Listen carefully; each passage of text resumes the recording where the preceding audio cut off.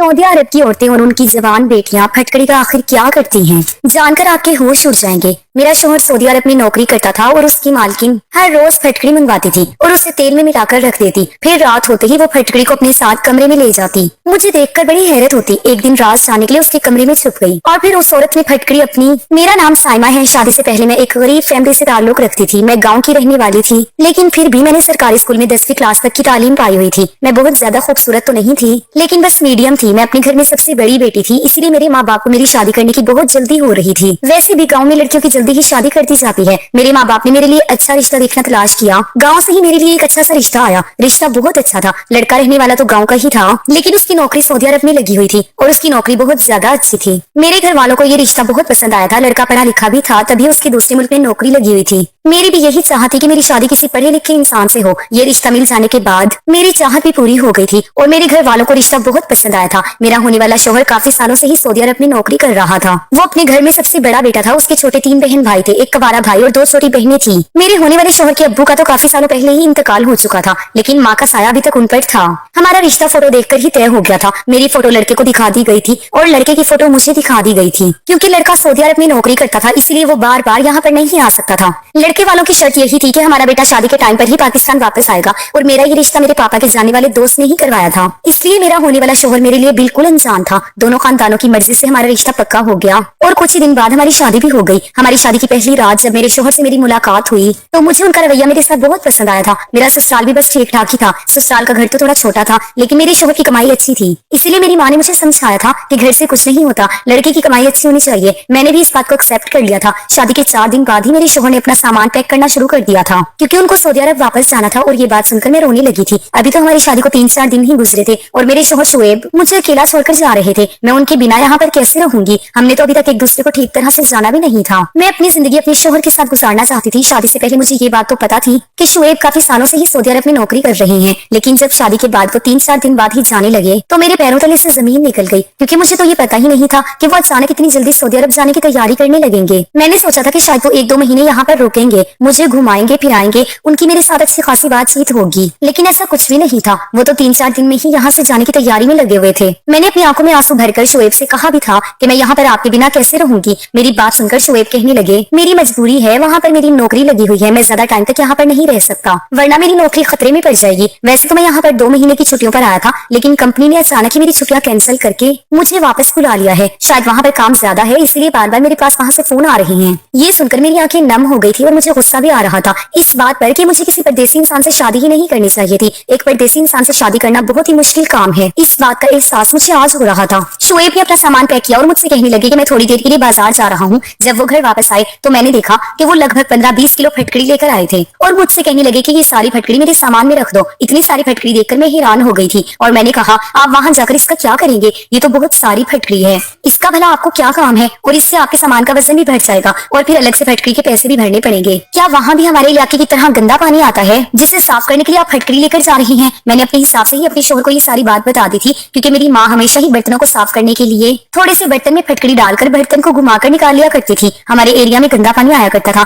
माँ कहती थी कि ऐसा करने से बर्तन बिल्कुल साफ हो जाते हैं। मेरी बात सुनकर शुएब हंसने लगे और कहने लगे कि तुम्हारे इलाकों में बर्तन साफ करने के लिए फटकड़ी इस्तेमाल की जाती होगी, लेकिन वहाँ पर तो साफ पानी आता है। सऊदी अरब की औरतें इसका कुछ और ही इस्तेमाल करती हैं। ये बात मुझे ठीक से तो नहीं पता है, लेकिन मुझे ये मालूम है कि वहाँ पर इसकी वैल्यू बहुत ज्यादा है। वहाँ की औरतें फटकड़ी को डबल रेट में खरीदने के लिए भी तैयार रहती हैं। लगभग हर सऊदी अरब की औरत के घर में ये फटकड़ी मौजूद होती है। मैं जब भी यहाँ पर आता हूँ तो वापसी पर फटकड़ी जरूर लेकर जाता हूँ। शुएब की बात सुनकर मैं हैरान हो गई थी। यहाँ पर तो हर दुकान पर ही फटकड़ी मौजूद होती थी, लेकिन उस टाइम में सब कुछ भूलकर अपने शौहर की टेंशन ले रही थी। मेरे लिए सबसे बड़ी टेंशन मेरे शौहर की जुदाई थी। मैंने उनके सामान में फटकड़ी रख दी थी। मैंने रोते हुए शुएब से कहा कि जितनी जल्दी हो सके मुझे भी तुम अपने पास बुला लेना। मैं शुएब को देखकर इतनी बुरी तरीके से रो रही थी कि मेरे आंसू रुकने का नाम ही नहीं ले रहे थे। अभी तो हम दोनों ने अपनी खूबसूरत जिंदगी की शुरुआत भी नहीं की थी और इतनी जल्दी जुदाई का टाइम भी आ गया था। शुएब के बिना ससुराल में रहने का सोचकर ही मुझे अंदर से घुटन महसूस हो रही थी। मुझे इस तरह रोता हुआ देखकर शुएब कहने लगे, तुम ज्यादा परेशान मत हो, वहाँ जाते ही मैं तुम्हें बुलाने का इंतजाम कर लूंगा। मैं जानती थी ये सारे झूठे बहाने हैं, लेकिन सिवाय आंसू बहाने के मेरे पास और कोई चारा भी नहीं था। जल्दी मेरी दोनों की तैयारी शुरू कर दी। मैंने शुएब से पूछा, क्या आपके लिए यहाँ से कोई भी सामान लेकर आऊं? तो शुएब ने मुझसे कहा,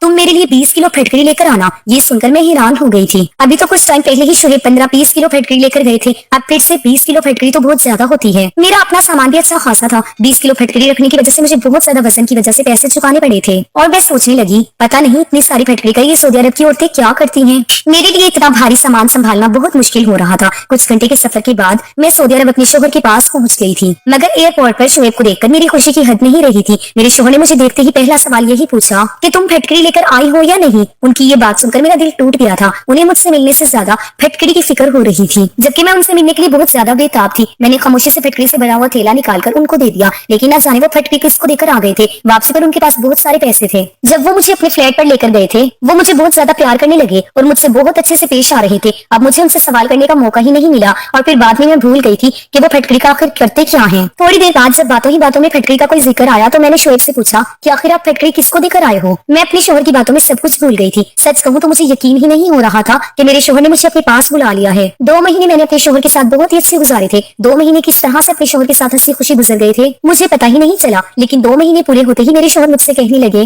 अब तुम्हें यहाँ पर रखना मेरे लिए मुमकिन नहीं है, बेहतर यही होगा कि तुम वापस ही पाकिस्तान चले जाओ। शोएब की बात सुनकर मैं हैरान रह गई थी और मेरे होश उड़ गए थे। मैंने कहा, ये आप कैसी बातें कर रहे हो, आपके बिना मेरी वहाँ पर कोई जिंदगी नहीं। मैं तो अपने सब रिश्तेदारों से कहकर आई हूँ कि अब मैं हमेशा आपके साथ सऊदी अरब में ही रहूंगी। वैसे भी मैं वहाँ जाकर क्या करूंगी। तो वो कहने लगे कि यहाँ के खर्चे बहुत ज्यादा हो गए हैं और घर भेजने के लिए भी पैसे नहीं बच रहे। मुझे अपनी फैमिली का भी खर्च उठाना है। मेरी माँ बार बार पैसों के लिए फोन कर रही है और बहनों की भी स्कूल की फीस जमा करनी है। वो भी मुझे रोज फोन करके तंग कर रही हैं और तुम्हारे यहाँ पर होने की वजह से मेरे सारे पैसे खर्च हो जाते हैं। मैंने गुस्सा करते हुए अपने शोहर से कहा कि अगर ऐसी ही बात है तो फिर मैं भी यहाँ पर कोई नौकरी कर लेती हूँ, मैं अपना खर्च खुद उठा लूंगी, लेकिन अब मैं तुम्हें छोड़कर यहाँ से वापस नहीं जाऊंगी। मैं वहाँ पर अकेली जिंदगी नहीं गुजार सकती। मेरी बात सुनकर शोएब कहने लगे, तुम्हें भला क्या काम आता है, तुम क्या नौकरी करोगी यहाँ पर। बहुत देर तक सोचने के बाद मैंने शोएब से कह दिया कि मुझे लोगों के घरों में झाड़ू बर्तन ही क्यों ना करना पड़ जाए, मैं सब कुछ कर लूंगी मगर यहाँ से वापस नहीं जाऊंगी। शोएब को मेरी बात मजाक लगने लगी थी, लेकिन मैंने आसपास के फ्लैट वालों से कहकर कुछ फैमिलीज ने घर का काम तलाश कर लिया था। उन दिनों मेरी काफी लोगों से जान पहचान हो गई थी, क्योंकि हम जिस जगह पर रहते थे वहाँ पर पाकिस्तानी फैमिलीज भी रहती थी और उस वक्त मेरी जान पहचान वाली औरतें मेरे काम आ गई थी। 2-3 ऐसी फैमिली थी जिन्हें खाना बनाने के लिए एक औरत की तलाश थी, इसलिए उन्होंने मुझे अपने घर का काम करने के लिए रख लिया। मेरी जान पहचान वाली फैमिलीज ने मुझे बताया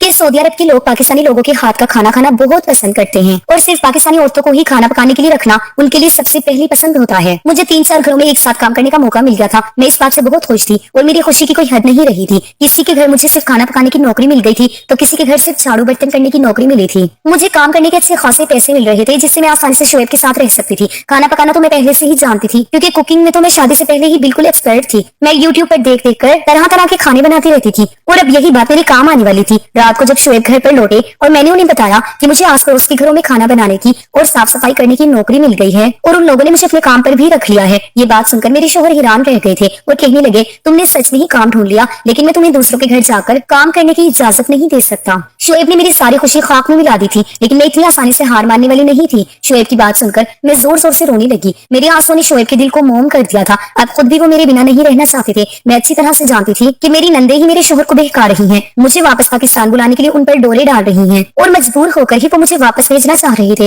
लेकिन उनका मुझे भेजने का कोई दिल नहीं कर रहा था। मैंने जानबूझकर इतना ज्यादा रोना धोना मचाया कि शोएब ने मुझे काम करने की परमिशन दे दी। मेरी खुशी का कोई ठिकाना नहीं रहा था, क्योंकि अब मैं शोएब के साथ हमेशा यहाँ आराम से रह सकती थी। मैंने खुशी से शोएब को अपने गले से लगा लिया, क्योंकि इस घर में मौजूद जितने भी नौकर थे वो सब उर्दू नहीं जानते थे और ना ही इंग्लिश जानते थे, और शोएब तो पहले ही बता चुके थे कि उन्हें इस बारे में कुछ भी नहीं पता। शोएब ने भी यही बताया था कि यहाँ की औरतें फटकड़ी का क्या करती हैं, इस बारे में उन्हें नहीं मालूम। मैं इन्हीं सोचों में गुम थी कि 2-3 घंटे में मैंने वहाँ का खाना भी बना दिया था। फिर उसके बाद मैं दूसरे घर पर खाना बनाने के लिए चली गई थी और वहाँ पर जाकर भी मैंने बिल्कुल यही चीज देखी कि वहाँ के किचन में तो पहले वाले से भी ज्यादा फटकड़ी भरी हुई थी। अब तो मेरे अंदर एक अजीब सा जुनून जाग उठा था कि आखिर ये सब माजरा क्या है। मैंने ऐसा कुछ भी नहीं देखा था। मुझे खाना पकाते हुए थोड़ी ही देर गुजरी थी कि एक औरत किचन में आई और उसने फटकड़ी का टुकड़ा निकाला और एक बर्तन में पानी लिया, फटकड़ी का टुकड़ा उस बर्तन में डाल दिया और उसको ढककर कोने में रख दिया। पता नहीं उसने पानी में फटकड़ी डुबोकर क्यों रखी हुई थी। मुझे मालूम नहीं हो सका कि वो औरत ऐसा क्यों कर रही थी, क्योंकि वो ये काम चोरी छुपके कर रही थी और मैंने काम करते हुए उसे देख लिया था, जैसे वो नहीं चाहती हो कि मैं उसकी तरफ देखूं। इस बात पर तो मैं और भी ज्यादा हैरान हुई थी।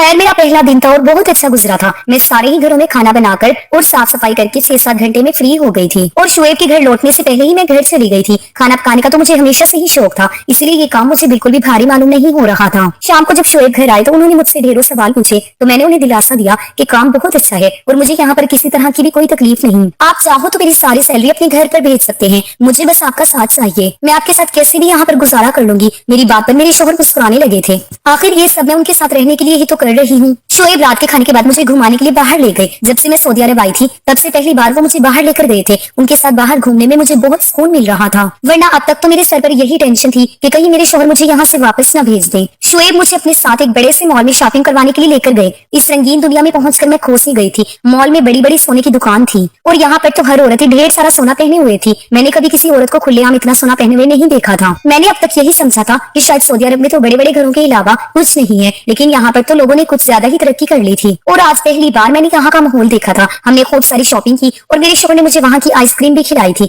घर आते टाइम रास्ते में हमें शोएब के एक दोस्त मिल गए, शायद वो ऑफिस के ही दोस्त थे। उनके साथ उनकी बीवी भी मौजूद थी। शोएब ने मुझे अपने दोस्त और उनकी बीवी से मिलवाया। वो लोग बहुत ही ज्यादा अच्छे लग रहे थे और जब उन्हें पता चला कि मैं शादी के बाद पहली बार पाकिस्तान से यहाँ पर आई हूँ तो उन्होंने मुझे और शोएब को अपने घर पर अगले ही दिन डिनर के लिए बुला लिया। वो लोग भी सऊदी अरब में ही रहते थे, लेकिन उनकी उर्दू काफी अच्छी थी। शोएब ने उनसे काफी मना भी किया कि हम लोग डिनर पर नहीं आ सकते, लेकिन वो नहीं माने और जब वो ज्यादा ही जिद करने लगे तो मेरे शोहर ने उनके डिनर का ऑफर एक्सेप्ट कर लिया। मैं शोएब के दोस्त के घर जाने के लिए ज्यादा ही खुश थी, क्योंकि मैंने अभी तक वहाँ के लोगों के हाथ का बना हुआ खाना नहीं खाया था, क्योंकि मैं तो पाकिस्तानी थी और अपने हाथ से ही खाना बनाकर खा रही थी और यहाँ आकर किसी के घर दावत पर भी पहली बार ही जा रही थी। अगले दिन मैंने सभी लोगों के घरों में काम किया और खाना बनाया और वापस आते ही जल्दी जल्दी तैयार हो गई। शोएब कहकर गए थे कि वो जल्दी ही काम से लौट आएंगे और फिर हम लोग उनके दोस्त के घर जाएंगे। शोएब के आते ही हम दोनों उनके दोस्त के घर के लिए निकल गए थे। उनके दोस्त और उनकी बीवी ने बहुत ही अच्छी तरह से हमारा वेलकम किया था। मैं शोएब के दोस्त का घर देखती ही रह गई थी। घर बाहर से जितना खूबसूरत था, अंदर से भी उससे कई गुना खूबसूरत था। उनके 2 प्यारे से बेटे थे और एक छोटी सी 3 महीने की बेटी भी थी। छोटी बेटी को देखते ही ज्यादा प्यार आ गया था। शोएब के दोस्त की बीवी का नाम आयशा था।